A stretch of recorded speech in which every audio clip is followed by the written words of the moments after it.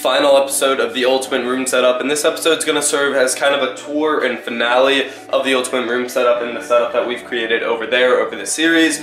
If this is the first one you're watching, you should probably go watch it from the beginning. You can click on the card on screen, I think, over there right now, or you can just watch this one and see everything that I've done. But if you go back there, you'll be able to see what the room looked like before this all happened, as opposed to now. I'm just going to explain all the upgrades that I made along the way, and it's come a long way, and I'm really happy with the progress. So I'm just going to go over every step in the process to get it to this point. And I also brought the nice camera down here so I can get some nicer shots. That, not that the RX100 doesn't take nice shots, but just, you know, the tripod setup and everything will make it look a little bit better. And the last thing I want to mention before I get further into it is that if I had to guess, I didn't like track all the expenses perfectly, but if I had to guess, I would say in total this only costed $500, including the TV, not including the Xbox, as I already had that. But I think I only spent about $500 on the setup behind me, which is very impressive considering what it looks like and how it performs, and I'm very happy with that. So with all that out of the way, let's begin.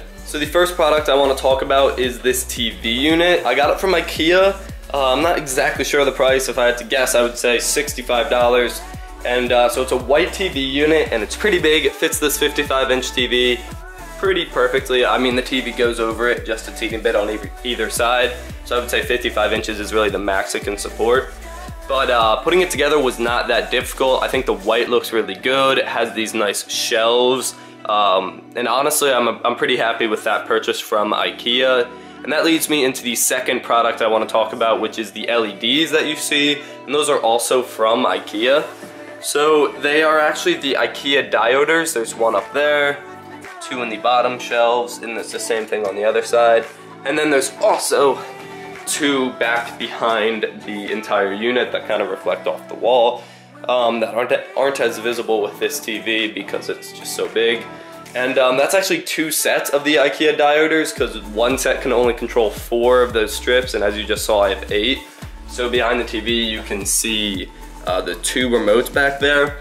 And the inconvenience with that is that if they're on color cycle like they are right now, a lot of times they get out of sync like you see right now. And I mean, it's not the end of the world, but they do cycle at slightly different rates, so they're not perfectly in sync. But if I put it at a solid color, they will just be the same solid color. So it really doesn't bother me that much. I don't keep it on cycle that often, but I am right now for video purposes. And then the other thing I want to talk about, I guess 2 other things.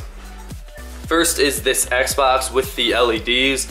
So with the whole white TV unit, the LEDs work so well because they bounce off of the white and like kind of come out at the user of the setup.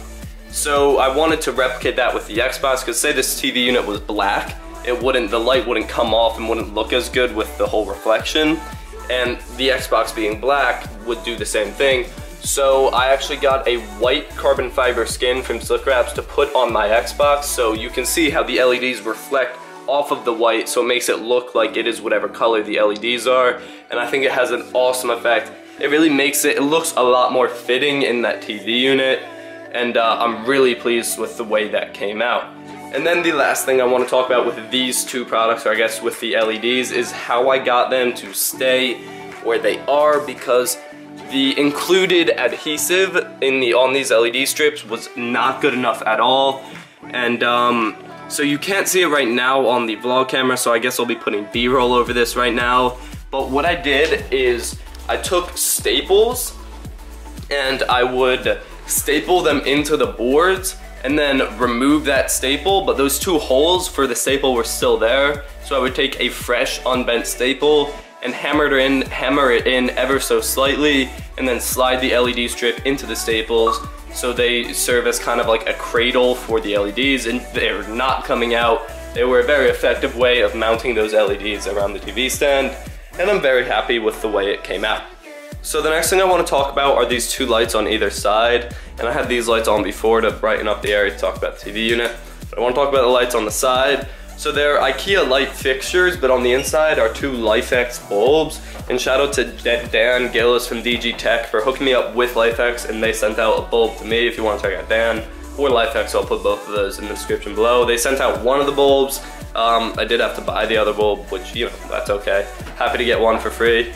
And so basically what they are is smart LED bulbs. You can put them at any color, and you can sync them up so you're adjusting both at the same time. They can do any color, a bunch of different brightnesses of those colors, and there's also a bunch of modes you can put it on. So you can put it on color cycle or like strobe light. It's just a lot of customization you get with the lights, and I think they add some nice ambience to the setup. The LEDs themselves aren't that bright, so with those on either side reflecting off the walls and whatnot, I think it gives a nice ambient feel, and it really does add some style to the setup.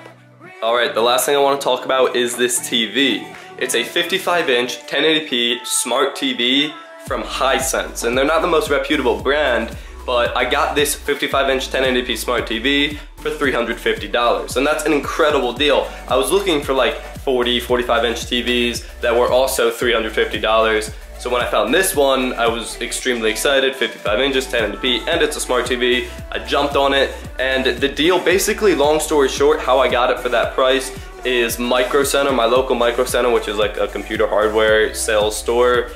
They had a refurbished unit that was also open box, so that's kind of like 2 discounts, and it was for $350. And it wasn't that easy. It didn't come with a remote at first, and the whole process was very annoying to deal with. I actually did a dedicated vlog on that. So you can go check that out by clicking on the card up there right now. So if you want to like hear the entire story there, you can go listen to that. But long story short, it was really just a refurbished open box product, and I told them that I needed the remote for this exact TV, and they gave it to me, and I'm very happy with it. I got a great price on actually what turns out to be a very good TV. It looks really good, and it's a smart TV, and the smart functionality works well. So I'm really happy with that, and that kind of wraps up the entire setup. That's everything. There's the Xbox, the TV unit, the LEDs, the LED bulbs on either side, and the 55-inch 1080p TV. So that wraps up the Ultimate Room Setup series. It was only 4 episodes, and instead of doing the entire room like I was going to do a whole desk area thing. I just did over there, but I'm kind of happy with that. It was a pretty big project in and of itself. So what I'm going to do now is get a bunch of nice shots with this camera over on the setup that you've probably been seeing throughout the video. But thank you for watching. Let me know what you think about the series in general. This was the first vlog style videos I've ever done, and because of how well the series did and the good interaction with you guys, I actually do vlogs once a week now, vlog type videos. They're not really vlogs, they're just like informal, casual, interactive videos. I try to do them on Sundays, but sometimes it's a little late. So let me know what you think of this series, if you want me to do something similar to this again in the future. I had a lot of fun doing it. I liked the feedback you guys gave me on like what to do and how to do it. So yeah, thank you for watching. Subscribe to see more content, and as always, stay classy.